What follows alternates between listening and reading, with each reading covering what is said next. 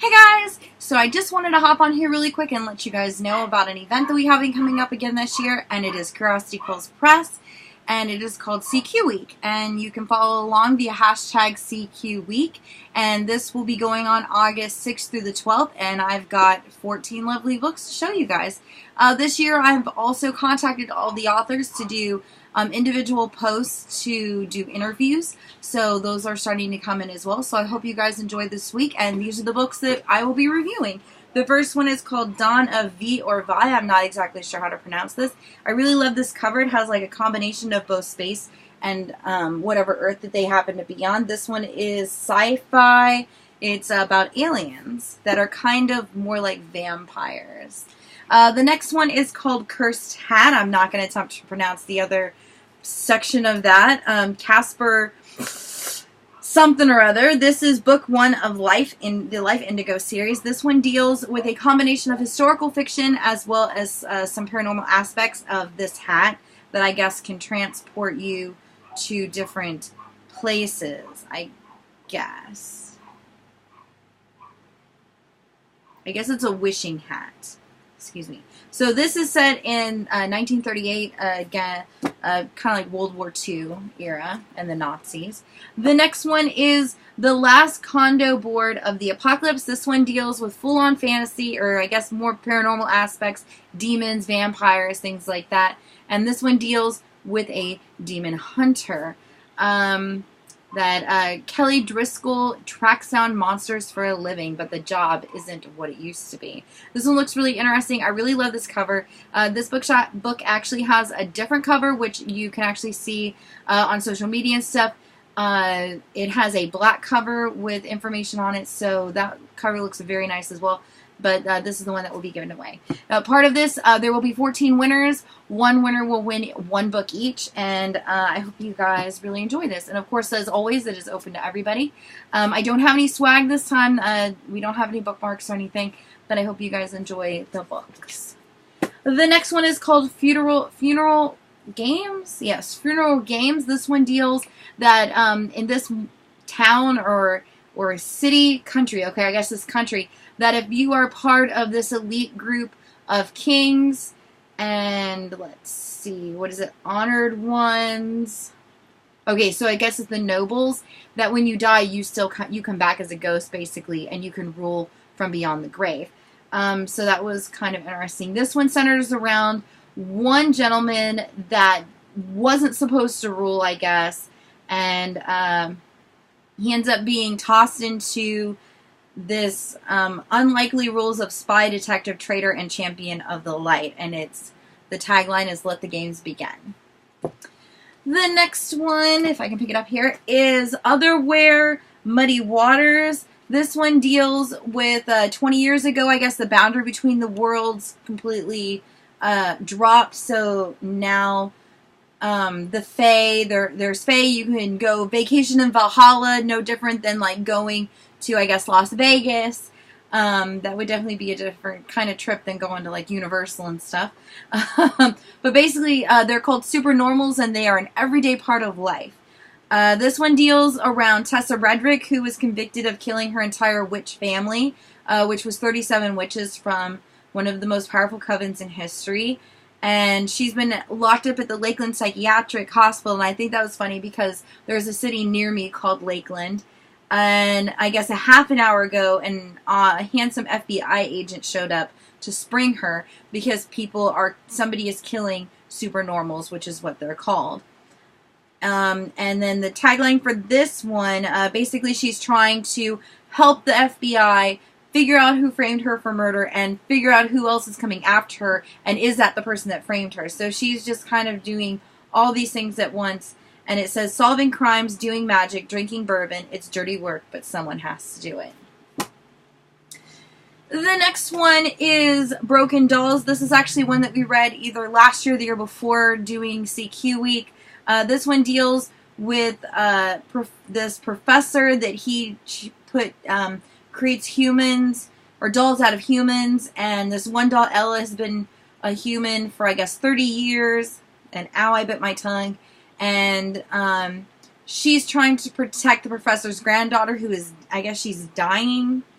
Her name is Gabby, and she doesn't want him to turn her into a doll. She wants her to be able to live out her days.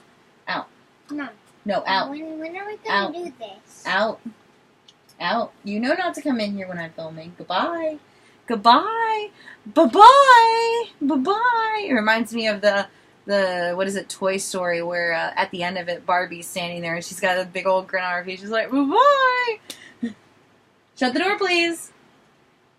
You need a lock for that thing. Alright, so the next one is called Bleed Through, and this one deals with mental health, schizophrenia, as well as a murder. I love this cover with the smoke. I really love these. I know there's a commercial, I think it was for washer and dryer or something, and it's just nothing but this colored smoke. It looks so pretty. This one deals with a gentleman called Liam, and I guess he thought he had his schizophrenia under control, but then he witnesses a murder, and he doesn't know if it's in his mind or if he actually saw it. So it's kind of, you know, trying to figure out if it was reality or illusion, and then he starts believing that his meds have given him the paranormal ability to see past events and that the murder actually happened. So then it kind of goes from there. So this one, when I was looking up to, because I'm trying to do posts, so then all I have to do is go back in and do all the reviews. I was reading some of the things that people had commented that I guess this whole entire book deals with him going through trying to figure out the murder and just some of the things that go on. You know, you kind of, as the reader, have to decide, you know, like, is this truth or is it, you know, an illusion? Is it just in his mind? So I think that's pretty interesting. It kind of makes him an unreliable, an unreliable narrator, which I think is really, really interesting. This one says if he doesn't distinguish between hallucinations and reality, he risks losing either his hard-won sanity or his life. Get some more over here.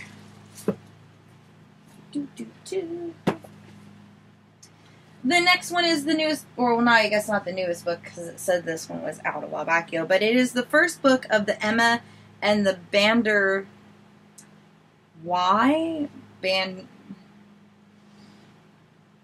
Maybe the Banderwigh? But this is another one that has a different cover. I wasn't sure which one was the newest one because they both had the same date, so I just used the one that came. This one is about a 10-year-old Emma doesn't believe in fairy tales or monsters that secret children away in the night. This one I've actually read a couple of chapters to because all of the posts will have like a first page excerpt in each post. So I was typing and I'm like, hey, this is like really good. I don't do many middle grade books, but this one actually is really good. It's really good. So I'm really excited to read this one. This one looks really good. It's got like wolves on the back of it. I don't know. I kind of like both covers. This one kind of looks like it's been painted. It's really pretty. But this is middle grade and it looks really interesting. Alright, let's see. The next one is by Jordan Elizabeth, and this one is called Treasure Darkly, book 1 of the Treasure Chronicles. And this one states, Amethyst's boring summer at home has turned into an adventure on the run, clock full of intrigue, danger, love, and a mysterious boy named Clark. So let's see. This one looks like Clark Treasure assumes the drink he stole off the captain is absinthe, which is a green alcohol, until the chemicals in the liquid give him the ability to awaken the dead. So that's interesting. And I guess he finds a newfound sister, Amethyst, that thinks that's rather dashing until she gets kidnapped. Just reading like the back of this. So this one looks pretty interesting. Definitely looks kind of like steampunky fantasy. I'm not sure if this one is teen or not. Well, I guess he's 17. Oh no, she looks adult on there, so wasn't too sure about that one. But this looks really good too. I love steampunk and fantasy, and the combination of two just usually makes for a really good story. I really like that gun she's got. That is wicked. That looks so cool. Really excited to read that one. Let's stack those up there so they don't fall off. The next one is one that we actually read last year. We were supposed to get book 2, but it wasn't in the system yet, so we ended up getting another copy of book 1. So I'm really excited to be able to reread this one because I really liked this one last year. And it is called Burning Bright from Melissa McShane. And this one is set in 1912, and it starts with, what was her name? Eleanor waking up from having a nightmare and her cabin's on fire. And she ends up putting it out, of course. But I guess that she's 21 and her magic hadn't manifested before then. And for it to manifest now is weird, kind of like basically they were just thinking she wasn't going to have any magic at all. And if memory serves, it goes into her being brought out into society and they're trying to marry her off, I think. I read it last year. So me remembering that much without looking anything up is amazing. Okay, so it looks like she defiles tradition and society to join the Royal Navy, where she starts using her powers to fight bad guys. See, but as her power grows and changes in unexpected ways, Eleanor's ability to control it is challenged. She might have the power to destroy her enemies utterly, but could it be at the cost of her own life? I love that cover. If you guys haven't seen the cover of book 2 to that, go to Amazon, go to Goodreads, and go look it up because it's breathtaking. The next one is another new one. It is Chest of Bone, the Afterworld Chronicles. And this one is a major monster mission and a melody that binds. This is another one that I've done the pre-post for, and I really like what people are saying about it. It's really interesting. It says as magical and mundane worlds retwine empath and unawakened mage Clea, maybe it's Clea Reese must team up with the secretive and complex James to hunt her mentor's killer and stop the forces of corruption from obtaining the elusive Chest of Bone, the ultimate source of otherworldly power. This looks amazing, and it's big. It's not thin like some of these. Like this one is, that's pretty thin. And then that one's even thinner. This one is a good size book. So I'm like, booyah! Ooh, it's got dragons. That looks awesome. Ooh, dragons. Me likes the dragons. So I can't wait to read that one. This is another one that's pretty thick. This is from E.S. Wesley. And this one is called The Outs. And, Lindsay Cummings got on the front of this for the verb. The Outs is electrifying, a mind-bending thrill ride from start to finish. Ooh. Oh, and it says author of Zenith and the Murder Complex. That's awesome. Both of those are awesome. Zenith is going to be out pretty soon. It's her and, was it Sasha? Don't know what her last name is, but she's a YouTuber. And they got picked up by Harlequin Teen, and so it's going to be in a hardback, and I'm so excited for both of them. I love the Murder Complex and book 2 that I have no idea. I don't remember what it was called, but it's gonna be good. It's gonna be epic. That's all there is to it. Let's see. This one says for fans of Brandon Sanderson's Steelheart and Jonathan Mayberry's Rotten Ruin, which was about zombies, as well as those who enjoy manga like Full Metal Alchemist and mainstream comics. Does that mean there's pictures in here? No, there is not. I love the header chapters to this. They remind me of stuff that my daughter draws, actually. Yeah. But this one, I guess, deals with a situation that during the time of the outs, I guess, you're not in your right mind. And in this one, the main character, Caleb, he's actually kidnapped a little girl. This is dystopian. I don't know much about it, but it goes through saying that his comic book fangirl friend knows a secret she can't share. It's locked up in her head behind the brain damage that took away her ability to talk to people. She wants to help Caleb, but she suspects the connection between this little girl and the outs. one that threatens the whole world. So, kind of like you have to survive, I guess. If she can survive Caleb's mistakes and the strange little girl's reality-bending fits long enough to put the pieces together, her secret might save them, or it could mean the end of everything. It's another really long one that looks really good. The next one is called Darkchylde, the Ariel Chylde Saga. This is based on the hit comic book series. This is one of my favorite covers from them. This is so cool looking, and it says, "Light is easy to love. Show me your darkness." This is by our Queen, and that just is such an eye-catching cover. That is just creepy, and I'm sorry to say this, but it's some kick-ass cover, man. That is just awesome.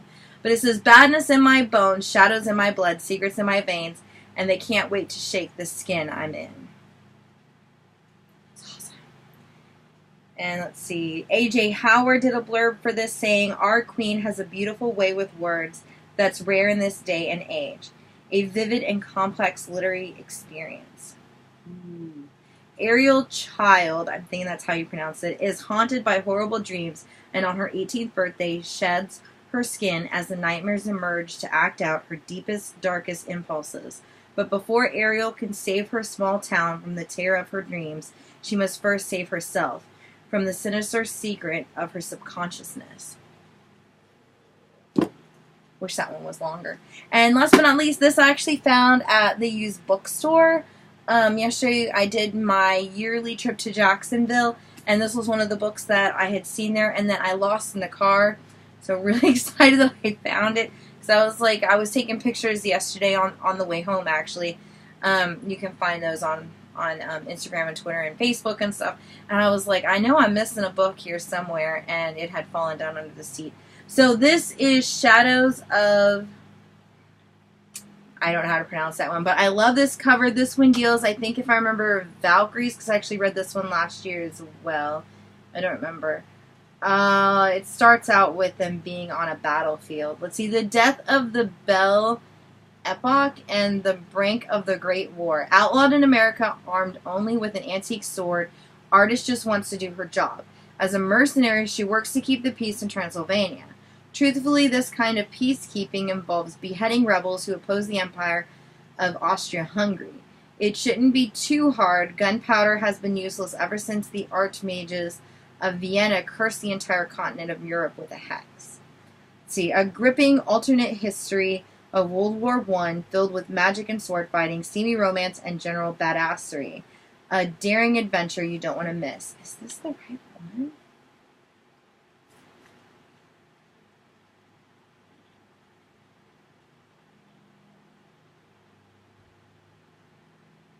Yes, it is. Okay. I was like, because all I remember from it is when it starts out, she's walking across a field where there had been a battle, and she's like killing people off until she finds this one guy, and she doesn't kill him, I'm pretty sure.